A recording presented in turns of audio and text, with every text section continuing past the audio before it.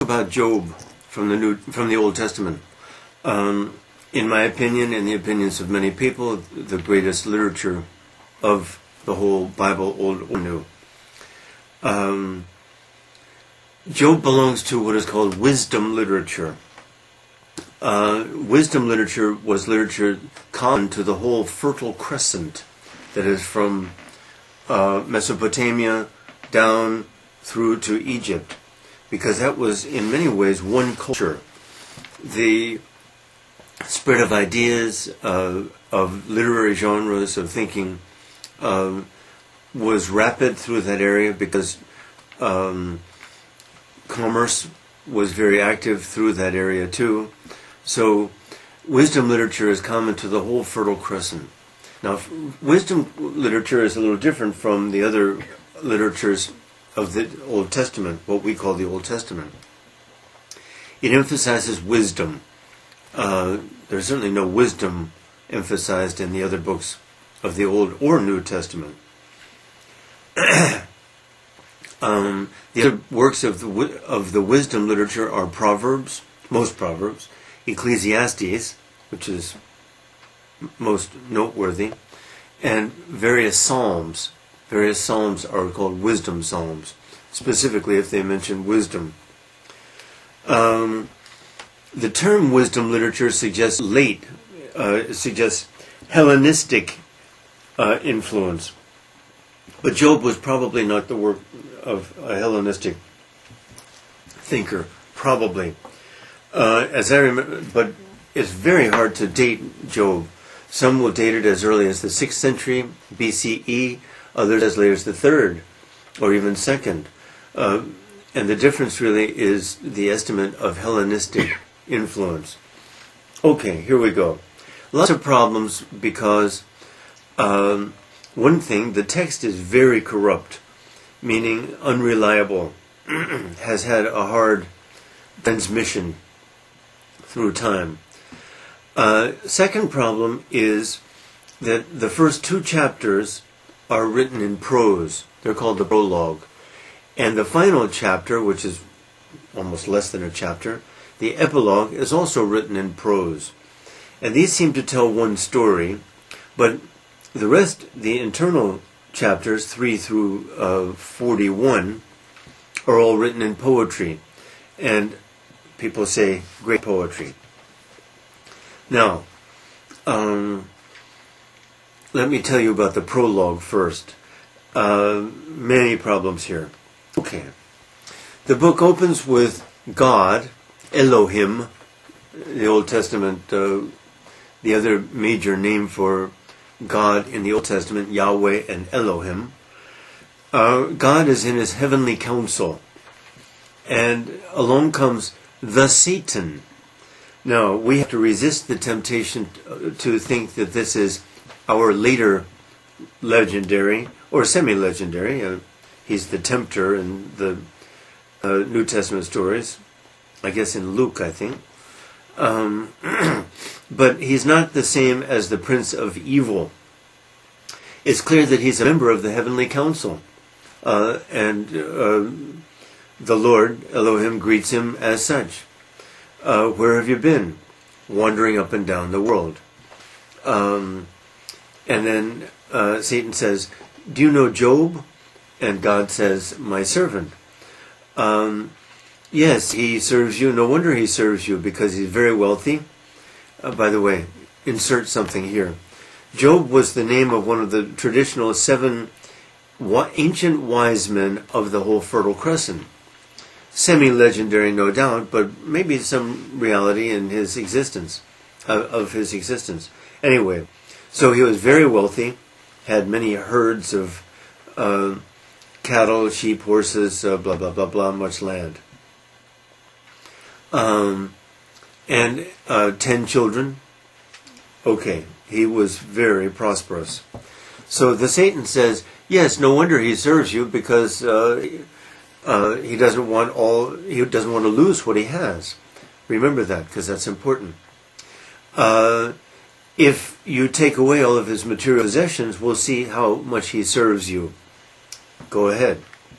So one day Job is dining with his friends, and messenger after messenger arrives saying, "You've lost everything.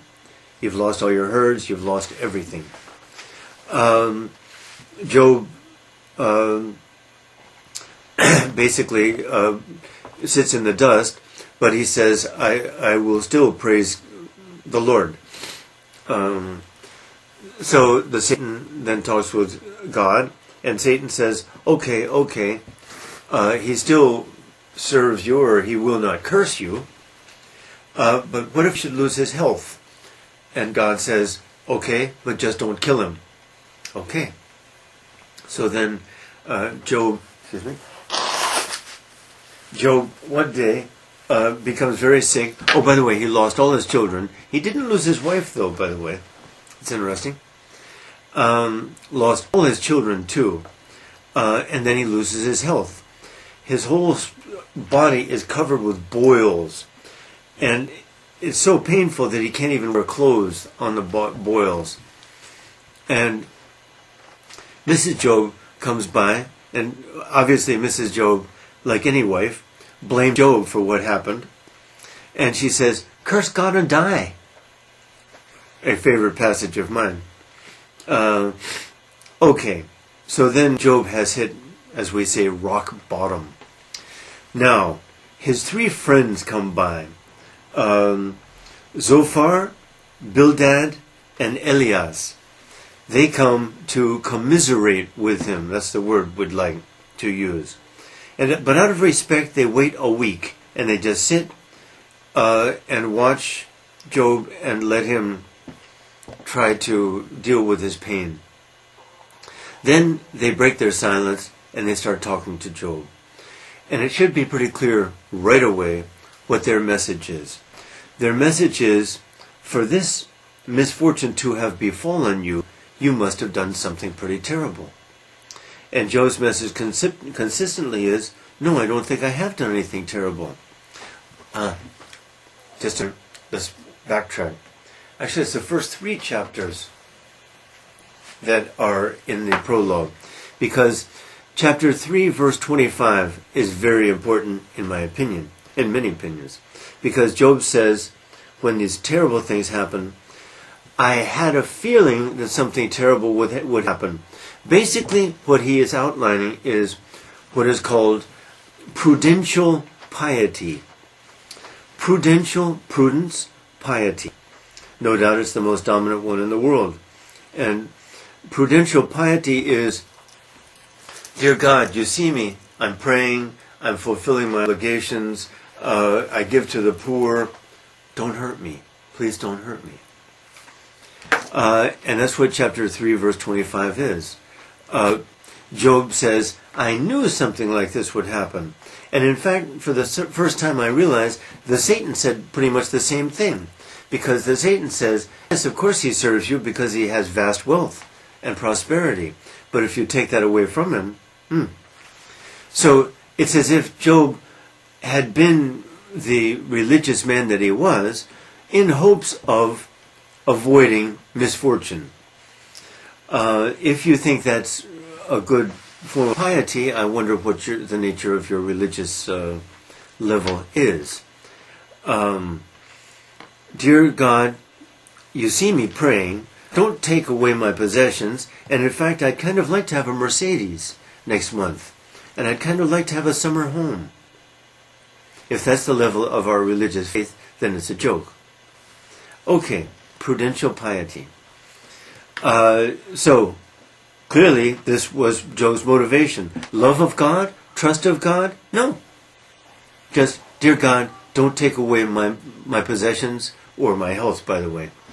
Okay, so his 3 comforters, his friends, all say the same thing. In fact, it's impossible to distinguish among these 3. They all say the same thing. And the message is, you must have done something terrible. Well, if we look at this at all carefully, it's pretty clear that their message is very self-serving. Their message is, I'm doing fine, it therefore follows that I'm a good person. Because misfortune strikes malefactors, bad people, sinners. The prosperous prosper because they're good. Well, the stupidity of this message is obvious and is really the primary attack of the Job poet in Job. It's an attack basically on the Deuteronomist, because this is the Deuteronomist view. The Deuteronomist taught again and again to the Israelites, serve God and you will prosper. Go whoring after other gods and he will zap you. If you're prosperous, it means you and God are doing fine. You and God are on the same page. You and God see eye to eye. Well, this is insulting and embarrassing. And it's the Deuteronomist, who covers more than 5 books, who teaches this embarrassing message. And certainly Job, for one thing, is an attack on that. Notice, once again, the self-serving motives of his 3 comforters. They are there to gloat. They are there to gloat and basically to rub Job's face in his misfortune and to tell him, Job, you must be a bad guy. You must be a sinner. This makes them feel so good. This is their triumph. This level of satire is certainly in Job, and I suspect has been neglected by biblical commentaries. Second, my own favorite that dominates my book. In chapter 11, Zophar speaks to Job. They take turns, and Job replies. And Zophar opens with a speech which each of the others says at some time or another. And that speech is, God's ways are mysterious. God's power is so vast, so far beyond our comprehension, so far beyond our any understanding. We don't know why God does what God does. We don't know God's plan. We don't know anything. But let me explain to you, Job, what God is doing. This fundamental contradiction I take to be fundamental to all human behavior. Of course, some don't even go as far as to say what Zophar said, which is, God's ways are wondrous and mysterious. And some of our pious brethren are quite sure that they understand God's ways and why God does what he does, why God doesn't do what he does, are quite sure they understand this. And of course, I think they should be ashamed of themselves, unless they're just saying this for their own personal gain. Ashamed too. I mean, that's just too ridiculous. Any claim to understand God's ways or God's purposes is obviously a lie or an imposition, meaning a knavery, a piece of dishonesty. Okay, but Zophar says this. But then Zophar turns right around and says, Job, I'm going to explain to you what God is doing and why God is doing this to you. Do you see this? This is basic to all human enterprise. Science, for example, is thoroughly Zopharistic. The great scientists will all say, okay, we're surrounded maybe by 2 infinites. We will never see all of that, the infinitely large. We'll never see the infinitely small either. True, we seem to make little steps in that direction, but infinite does mean infinite, doesn't it? Therefore, we will never really know with certainty anything at all, just on that one basis. And there are many other bases too. The universe is mysterious. We need black holes and dark matter and dark energy to try to explain what we try to explain, or what scientists try to explain. If a scientist is asked what matter is, the scientist will say particles of light and dust, or some such thing as that. Therefore, it follows that this object is an illusion. It's a collection of particles of light and dust, energy if you like, or choose your term, I don't care, but it's not what it seems. So the great scientists all will tell us, no, reality as we see it is not at all reality. To imagine that we control reality is absurd because we don't have really much idea what reality is. Okay, so the great philosophers will tell us the same thing. All very nice what we see and what we think we see, but ultimate reality is something quite different. And the mystics, of course, will tell us the same thing. So, all attempts to say what is real are somewhat silly compromises. That is, let's agree to say that this and this and this are real. Let's agree to say that this scientific law, this mathematical principle, and so forth are real and describe reality. We can't quite know that, but it seems to work practically, and that is all human enterprise right there. Absolute knowledge of nothing. And if we did find something, we couldn't even describe it in our words, in our language. So it's really quite silly. Now, but do scientists claim to discover this law, this principle, this explanation of reality? Of course they do. Zophars. So even science is Zopharistic. Religion, of course, is Zopharistic. It's hard not to be a Zophar, because Zophar's initial principle is almost impossible for human beings to, not to grasp it. We grasp it sporadically, intermittently. Every once in a while, I, who have a 700-page book on this subject, I feel like I grasp and fully accept, though these are only words, but what does fully mean? I think I grasp and accept the fact that we know absolutely nothing. But then I get up to go to the refrigerator, and then I pour myself a drink or whatever, and of course I'm right back in my Zopharistic world. We have to survive practically. Now, that's Zophar, as chapter 11. Now, Job gets pretty heated in his discussion of his own righteousness. And he goes so far as to say, I'm innocent. And if I could meet God in court, I would argue against God my innocence and show my innocence to God. Okay. Job has his admirers, and his admirers are mostly poetic types, whom I attack. Poetic types who admire his passion, his burning sincerity, his passionate response to experience and to experience, not to God. Nonsense. What Job commits is something very much more serious of a sin than any he'd ever thought of committing before, because basically what he says is, God is wrong and Job is right. Well, if God is wrong and Job is right, then Job must be God.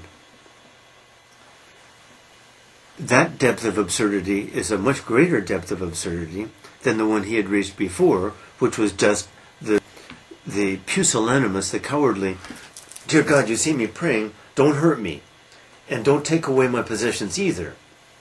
This is much lower, much more pathological. I'm God, is basically what he says. Okay. In about chapter 28, a fourth mysterious speaker arrives, Elihu, who sings in praise of wisdom, not related to the other three. So who knows why Elihu is in there. But Elihu doesn't even seem to know Job anyway, so this is just an insertion by somebody, by one of the scribes, I assume. Then in chapter 38, 39, 40, and 41, we get the high point. One of the high points of the Bible. It's a little long, I admit. The message is short, though. God, Elohim, speaks out of the whirlwind. Out of the whirlwind. We should imagine something pretty scary. Power, and invisible too, by the way. But it has a voice. So even the Jobian poet, as he's called, anthropomorphizes. That is, makes God into something kind of resembling us. At least God doesn't have our form, maybe, but God has our voice and speaks our language. But poets can get away with this, and the Jobian poet is the most brilliant possibly of all poets, period. So we'll grant him this. But to anyone who presents God as speaking is either a fool or a liar. Period.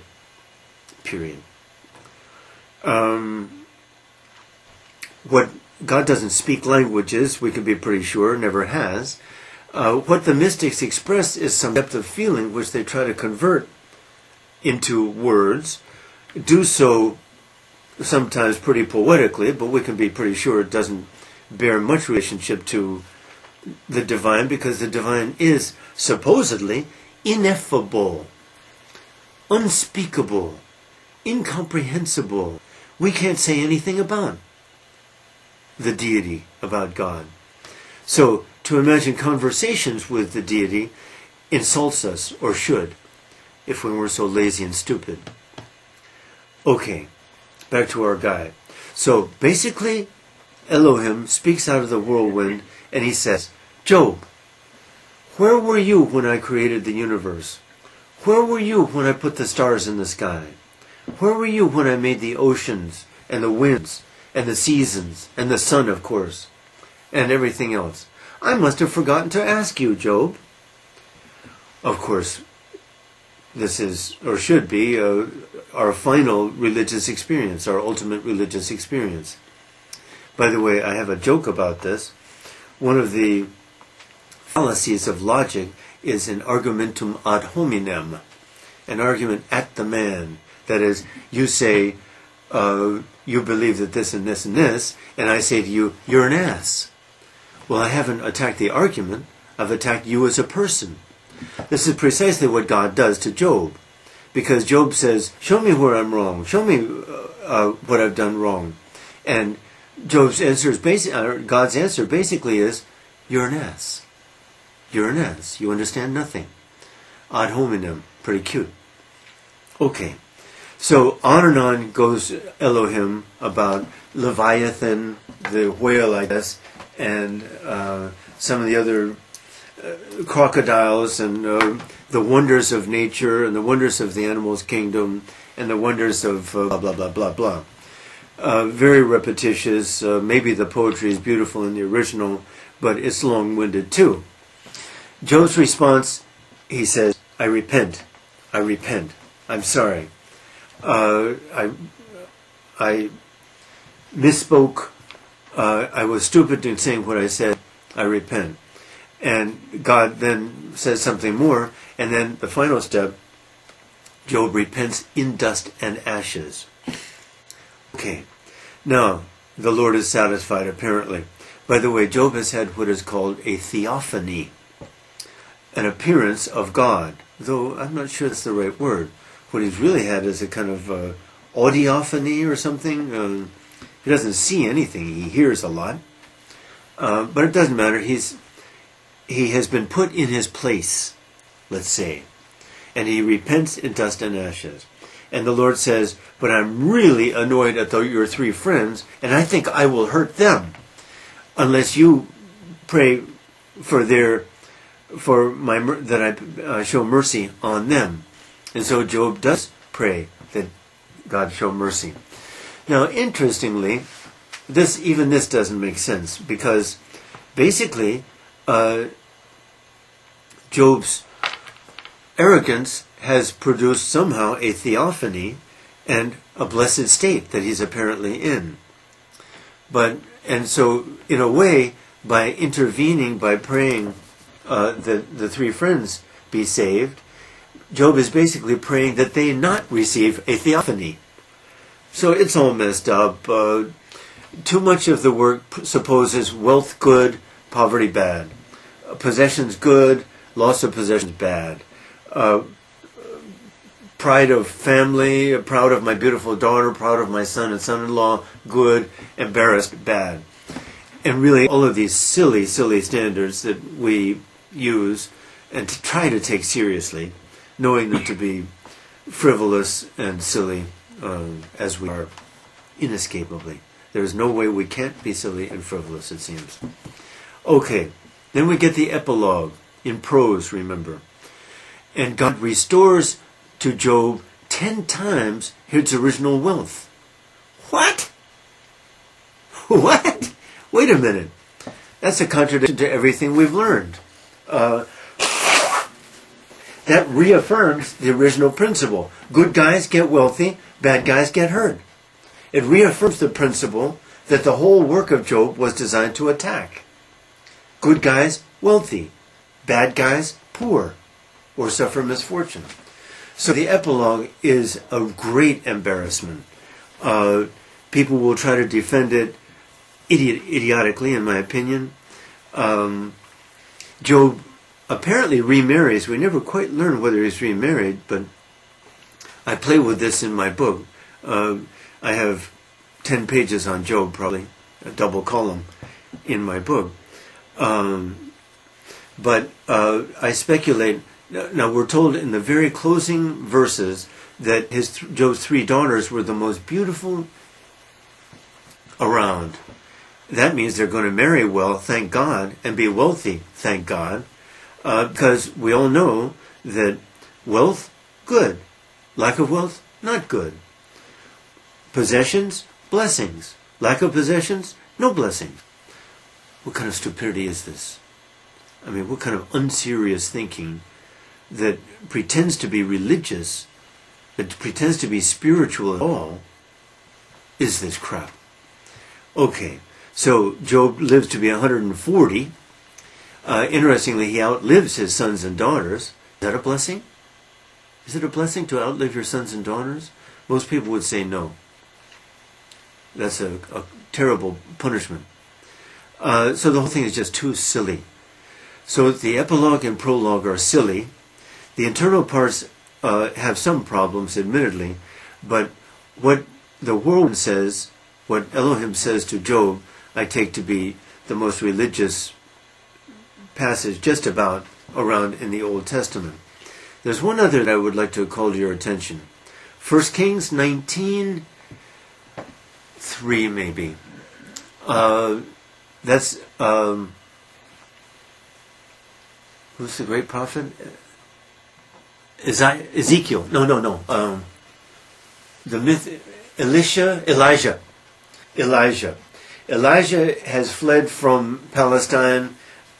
Jezebel and Ahab are after him, and he flees to Sinai, and he goes to Mount Horeb, where the divine covenant was made, where God gave Moses the Decalogue, the 10 Commandments. And Elijah is looking for God, and he goes to a cave, and lightning strikes, but God is not in the lightning. Terrible wind, terrible storm strikes. God is not in that. And then we get one of the most interesting things I've found. It's all in my book. The King James Version translates this as Elijah hears a still small voice. But according to Samuel Tarikian, great biblical scholar, Jewish scholar, what it really means is absolute silence. And I take that to be a very religious interpretation, and I think from this point of view, the King James Version is an irreligious, because the scholars there are so eager to have God speak. And God, of course, will speak English to us, right? But he speaks Korean too. Don't worry, God is a linguist. All this is the silliest level of thinking. So I'm saying that these two passages, Elohim speaking out of the whirlwind to Job, not what he says, but the ultimate message, that we know nothing. We cannot conceive of anything. Anything, period, but anything about God, absolutely. Or you just make God your buddy, your friend, your pal. A little stronger than you, but a good friend with whom you chat. You tell your personal problems to. You ask for blessings like more money, a nicer car, a higher social position, serious things like that. I'm pouring scorn on this because I think it deserves scorn, and from a religious point of view, certainly deserves scorn. But remarkably, how the religious lapse into this thinking. It's almost impossible not to. A religious person who has a son or daughter is very concerned about his education, social status, income, right? Number of children. I'm sorry, but religious faith should be religious faith. Religious faith should be trust. It's not trust that this or this. It's certainly not ask for this or this. It's just plain trust. Fiducia. And the painful fact is that we human beings are absolutely incapable of that trust. And so we turn to verbal prayer, and we turn to rituals and creeds and doctrines, because these we can do. We can memorize this crap, and we can convince ourselves that this is exactly what God is interested in. Sorry, but it's all verbal nonsense. And everything we say, I'm afraid, is nonsense. The only religious stance is trust. Thy will be done. And even that thy is a little suspicious. That thy means you're my buddy, right? And even that word will doesn't mean much. Because we're converting once again the unknowable into our human likeness. Thinks like us, acts like us, talks like us, has the same values we have. We should be ashamed. All institutional religions are an embarrassment. All religious statements are an embarrassment. And we should be ashamed. Now, of course, our excuse is revealed religion. Scriptural inerrancy. The scriptures say so. That's our excuse. And so we trust Scripture because God speaks here and there, and all kinds of nonsense. That's why I take institutional religion and even Scripture to be irreligious. Irreligious. Lacking humility. Full of human arrogance, human pretensions. That's why Job is so great. It's a great, great work of intellect. There aren't many, I would say. There aren't many. For me, in my book, the Job passage, the Elijah passage, the Vincent Starry Night, which I take to be a virtual replica of their messages, look at that power. Look at that vast power, which is just a cheap image, finally. It too is just a cheap image, not even very well painted, really. But at least it has an idea, and the idea is, what can we human beings say about that? And there's that little steeple in that little village, that little French village down below. What can that little steeple say about that power? Anything it says will be silly. Just silly. So you can see, I hope, the final work, just if you're curious, to which I attach this ultimate value, not ultimate value of intellect, is Candide. The final chapter of Candide, but really the whole work. A lot of trash in there, but the final chapter is on the same plane as Job 38 to 41, as Starry Night, as Ezekiel in that one stray passage. They're on the same plane. That is, what we call God is already a silly term. The word God reflects human arrogance and silliness. And as soon as we say He, well, we should be ashamed. We should be whipped. And then, or Thou, the big Thou that makes us feel so good. He's my buddy. Thou. Sorry, all this is fundamentally irreligious. It's silly, it's embarrassing. We should feel embarrassed and humiliated. We'll see. And I, who talk this way, I don't know where I am, but I'm pretty sure of what human language is. I'm pretty sure of what it can and can't do. And there's nothing much it can do, frankly. Nothing much it can say. And as soon as we convert it to religious purposes, the silliness begins. This applies to the mystics too. I implied this, but I'll say it again. All religions begin with some mystic experience. All religions begin with mystical experiences. Some mystic has some very powerful experience and starts talking about it, or what often happens, his followers talk about it. Jesus didn't write anything. The Buddha didn't write anything. Lao Tse just wrote that final thing. Muhammad didn't write anything. It's his followers who convert that powerful experience, which they don't doubt at all. I mean, these people glowed. These people were... Moses didn't write anything.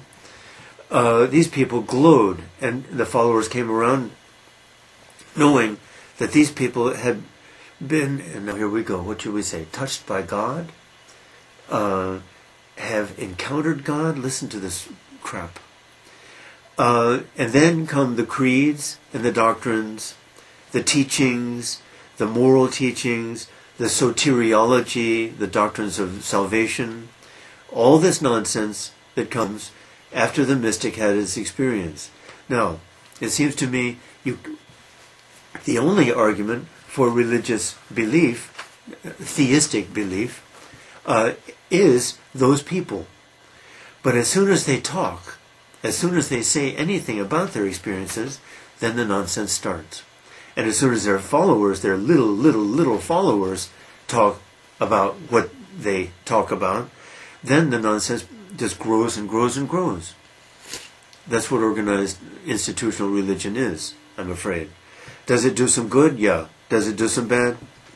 I guess. But does it tell us anything about the supernatural? Nothing at all. Nothing at all. It's embarrassing. Okay. Macbeth. The key question on Macbeth is found in Act 2, Scene 7. They are at Inverness, Macbeth's castle. Duncan, the king, is there. Everybody's been drinking and celebrating because of the victories that day of battle, mostly by Macbeth, a little bit by Banquo too. Duncan has given many gifts to Macbeth. He already gave him, when the Thane of Cawdor was a traitor, Duncan already made him Macbeth. Okay, our scene. Macbeth has suddenly left the table, the dinner table. It's dark, as most of the play is dark. And Lady Macbeth has left too, to find out what's wrong. So they're alone in their bedroom probably. Here's your question. Early in the scene, after Lady Macbeth enters, Macbeth says, we will go no further in this business. We will not talk about it anymore. He has been so kind to me. He has been so good to me. The idea of killing Duncan is so abhorrent to me, blah, blah, blah, blah. 48 lines later, same scene, 48 lines later, Macbeth says, yes, we'll do it. And I have an idea too. I'll kill Duncan and then wipe the daggers on the grooms out there. Good idea. Your question, how do you explain that transition? That's the key to Macbeth right there, those 48 lines. What happens in those 48 lines that makes him change his mind? I'll give you a hint. In the following scene, we have the knocking at the gate. The porter, drunken porter, it's a comic relief scene. Horrible scene. The knocking on the gate in a dark theater, dark stage. If this theater has loud sound effects, should make us jump, should terrify us. Because symbolically it's Christ knocking at the gates of Hades halls, of hell, during his descent into hell. Okay, now, the porter tells some jokes, and his main joke is about wine. And it's a sexual joke. In it he says, wine arouses us, but wine also takes away the ability to perform. I made this discovery recently. Put these two facts together. You could find some others too, but I won't tell you them now. But you have to explain how Macbeth goes from, we will not even talk about this anymore, to, good idea, enthusiastic. Okay, that's question number one. Now, other questions. I'll ask you to make a comparison. I'll point it out. You do the work. In Act 4, Scene 3, Macduff has gone to England to talk with Malcolm. Malcolm, Duncan's son, has fled to England. The King of England, Edward the Confessor, is protecting him. And of course, we can imagine that Macbeth has tried to lure Malcolm out many times. because Macbeth, of course, wants to kill him. So Malcolm has gained a little bit of craft, a little bit of cunning, and he doesn't just trust people who come. So here's Macduff, and Macduff has come all the way from Scotland, leaving his family unprotected. We know that his family is now dead. One of the great mysteries, you can explain that along the way, is how do we explain Macduff's leaving his family unprotected when he knows Macbeth hates him and will try to hurt him if he can? But that's a secondary question. Back to our question.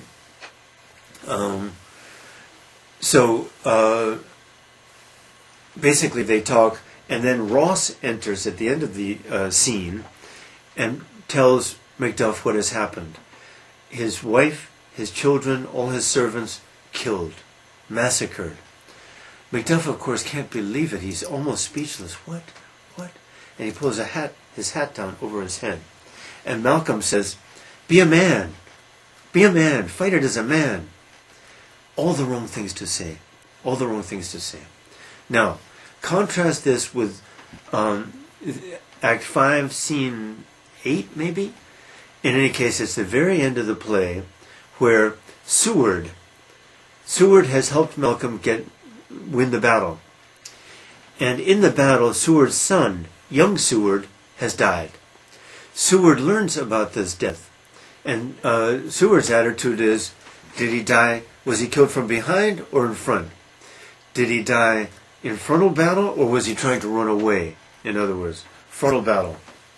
Then Seward's attitude, hard, tough guy, is, then I'm proud of his death. I will not cry for him. I will not weep for him, because his is an honorable death. And Malcolm, who has grown a lot, I'm not going to tell you what he says, but you check what he says, and contrast the two scenes, and discuss why Shakespeare gives us this contrast.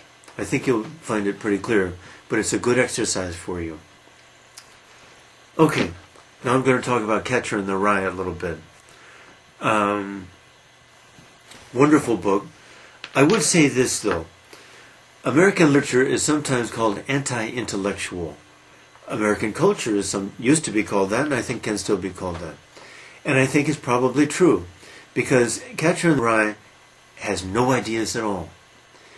And I'm pretty sure, I don't know Faulkner well, but Faulkner may be our best. No ideas at all. Catcher, at least, is a wonderful, wonderful book. But there's nothing really to think about there, and that's kind of interesting. But it's a wonderful book. Okay. If I'm going to assume that you've read it. If you haven't, turn off the machine now. Then read it, then come back to us. It's easy to miss this, but if you have read it, you know by the end that Holden is now in California at a mental hospital. He apparently had a mental nervous breakdown in New York City, and that's what happened between the second to last chapter and the last chapter. That is, in the second to last chapter, there he is in Central Park, watching Phoebe go round and round the carousel, feeling pretty happy, exhausted, exhausted but happy. The next chapter, we realize that the whole novel consists of his telling a psychologist about what had happened leading up to his nervous breakdown.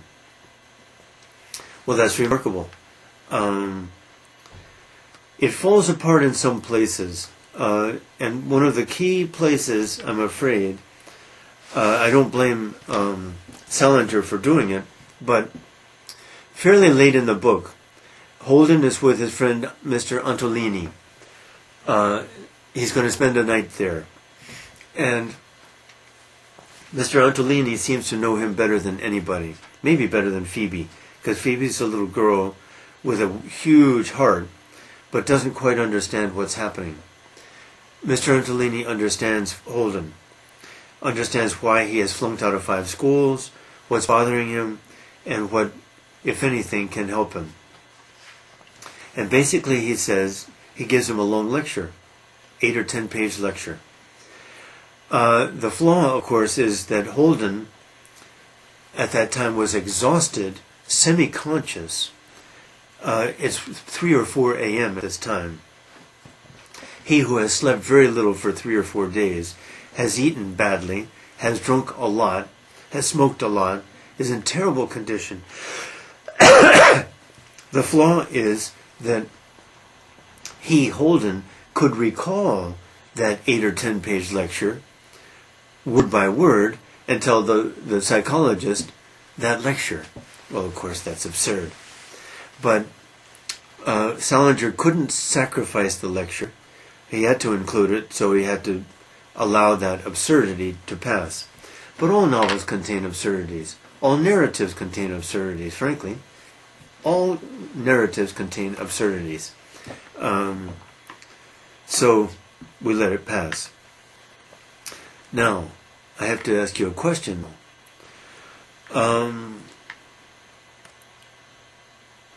I've kind of answered it, but not entirely. Okay, I'll ask you a different question. Is Holden likable? Is Holden likable? How so? How not? Be very careful, because what you're saying, you'll be talking about yourself. You'll be revealing a lot about yourself. Is Holden likable? That's a good question. You have to cite examples, things about him you don't like, things about him maybe you do like, or you have to support your argument. That's a good question. It doesn't get to the heart of the book, but it gets to the heart of why the book is so great, I think. Okay, maybe another question. Phoebe. Wow. What happens when Phoebe comes to the Museum of Natural History with her suitcase, wearing Holden's hat that he had given her? What happens then in that great, great chapter? Why is Phoebe there? What does Holden understand by her being there? Why does Holden react the way he does? Why does she react the way she does? And how is the matter resolved? Good question. You have to read that chapter carefully, but it's one of the great chapters of literature, I assume.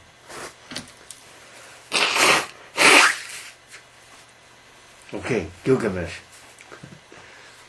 For me, there are two, it really is a great story. There are two very important moments that I use again and again in my book. Well, one that I use again and again, the other I just referred to. Gilgamesh, as you know, I won't retell the story, but he's lost his friend, who really is his lover, Enkidu. He's become much more aware that he is mortal too, and he hopes to avoid death. So he goes searching for basically a way around death, to avoid death. Now, as it turns out, he actually gets the magic plant that maybe won't give him immortality, but will protect him from death, at least for a while. I don't remember the details. Somehow he drops the plant into the sea. I'm not sure of details here, but you check. That plant, what is it? Who gave it to him? How does Gilgamesh lose it? And, most important, what symbolic significance may this have? If it has the kind of significance I think it has, then Gilgamesh is on the same plane as Job. Giant of intellect. Giant. Second thing of greatest interest, Gilgamesh loses the plant and returns to Uruk, his city. He's the king, after a long absence. Becomes a good king, interestingly. Apparently he has accepted that he's going to die, and the story ends with his escorting some high-up guest on a guided tour, and they look at the gates together, the gate of Uruk or the wall or both, and admire it together. This I take to be the supreme Zopharism that we all commit. We all know that what's beautiful probably isn't very beautiful at all. We only call it beautiful for arbitrary reasons. This is heavy stuff. Okay, here's the idea. A Gilgamesh has basically learned what life is worth, that death is inevitable, that basically all of our standards and values and judgments in life are arbitrary, tentative, not very solid. What does it mean to say that Gilgamesh admires the gate? Is it beautiful? Does he really think it's beautiful? If he really thinks it's beautiful, then I think he hasn't learned much. I think it's an example of what I call, over and over again, disingenuity. Disingenuity is knowing it's wrong, but saying it's right, and trying very hard to believe that it's right. That's what to be disingenuous is.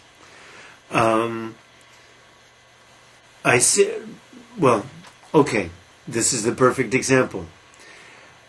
Gilgamesh displays this disingenuity when he admires that gate. Really he knows that neither it nor anything else is beautiful. Really he knows that beautiful is just a word that we try to believe in, like truth, like love for that matter. Choose whatever you want. He knows that in his heart. He has had supernatural experience almost the equal of Job's. How could Job, let's switch the context a second because Job is easier. How could Job call anything beautiful? How could Job call anything true? Of course, how could Job value his herds and his wealth and his possessions and all that? He who has had a theophany with God, from God. Okay, Gilgamesh has had almost the same depth of experience. Gilgamesh admiring the gates is what we all do when we admire anything. We admire it, we try to say it's beautiful, we try to say it's true, but in our hearts, or in our minds, or what does either word mean? What does in my heart mean? What does in my mind mean? Do we have minds? Where's our mind? What is our mind? What does this ridiculous word mean? Heart, same. But we have no clear understanding of anything. And we have to base things on heart and mind, my God. Silly myths like that. So, this is what it means to be disingenuous. To make statements, try to believe in their validity, try to believe that we're telling what we really think is true, while knowing they're not true, they're not even believable. Gilgamesh standing at that gate is a good example of at least aesthetic disingenuity. That is, belief in the beauty of this or this or this, the beauty of this song, or this painting, or this woman, or this sunset, or this sunrise, or this child, or choose your thing. They're all, in the end, cultural myths that we've been taught to and tried to believe in. And so I laugh at myself for all those hours with Dr. Shin when I wept all those tears at all these works. I think I would again. But the fact is, our standards for all these things are very arbitrary, indefensible, impermanent, not even defensible in words. They're just arbitrary. You and I agree that this is beautiful. You and I agree that this is ugly. Let's find the best example we can think of. I think this is the best. You think that's the best. Or we both think that this is the best. It's still a very arbitrary, silly thing that we can't even defend. It's a convention. We agree to call it thus. And that's what all human culture is. That's what all human language is. And that's what all human values are. Including moral values? Yep. Including moral values. There is no morality except what we agree to say is good or not good. And a lot of this is corrupted by class prejudices, snobism, all kinds of prejudices, and superficiality. So that really we're not even very clear on what is good and what is bad. And most of the time, very often, we misjudge these things because what was bad sometimes produces very good consequences, and what is so good often produces bad consequences. So all of our arbitrary values, all of our standards, all of our little weak words, each of which is a myth, Gilgamesh standing at that gate is a pretty good example. Pretty good example. Okay. Faust. Faust is a problem. Goethe is a problem. Okay. First of all, Goethe spent 60 years writing the work. Do you expect that to be coherent? There's no way it could be coherent. The young Goethe, the much younger Goethe, and the much older Goethe. He was 80 when he died. He was 20, in his early 20s when he got the idea of Faust.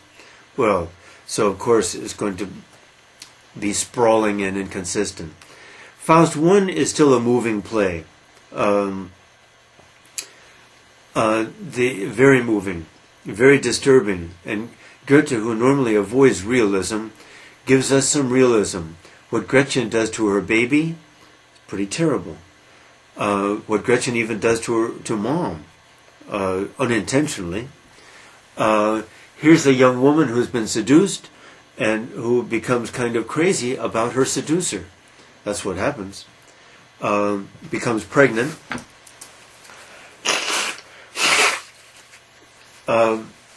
Commits suicide. Kills the baby first. Is driven to madness. Now, Faust himself is a little remorseful about this. It's hard to say how remorseful he is. Not very. About as remorseful as Hamlet is about Polonius' death, I would say. And the girl loved him and gave everything she could to him. Not good.